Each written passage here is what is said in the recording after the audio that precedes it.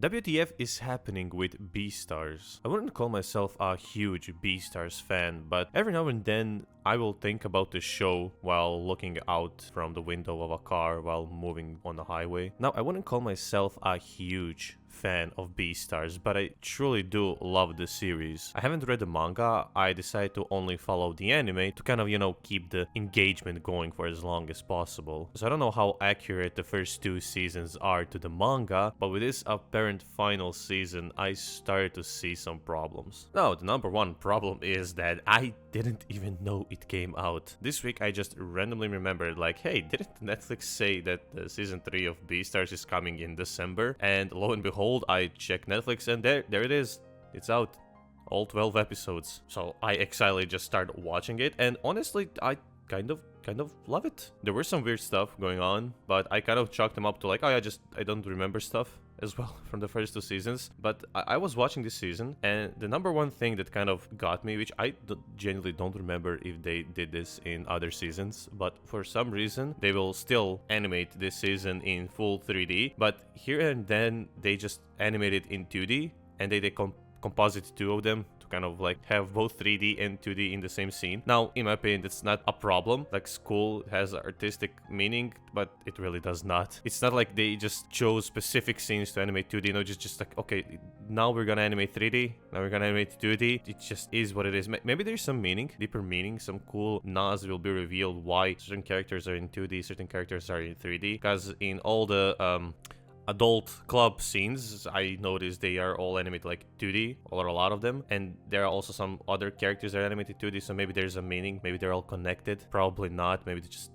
I generally don't know. Honestly, this isn't big of a problem. I just, it's weird that it kept happening. But now the other thing was the pacing. I mean, you can also say the problem was that marketing, that it got a trailer and I completely forgot, nobody was talking about it. There was zero hype for it. And again, it's a pretty good season. Not as great as the past two seasons, but it's still pretty good. It kept me engaged the entire time. But one thing I definitely did notice is the pacing. Like, it felt like there was like a lot of scenes that were cut. Characters would seem to like just teleport. The characters seem to have important conversations off screen. I don't want to talk about it too much in case, spoilers, but if you've seen the season, you probably know what I'm talking about. And if you've read the manga, you definitely know what I'm talking about, because as I'm watching this, I'm like, okay, I sometimes feel a bit confused, but other times I'm like, okay, they're kind of reshuffling, they're revealing stuff later. It's not a mess, but it is noticeable. It's not a problem, but it is noticeable. And then we get to the ending, where I think like, okay, it's called the final season. I like looked it up. I looked it up for 3 seconds, and I thought like, okay, so this is actual final season. There is nothing after this. And the main villain,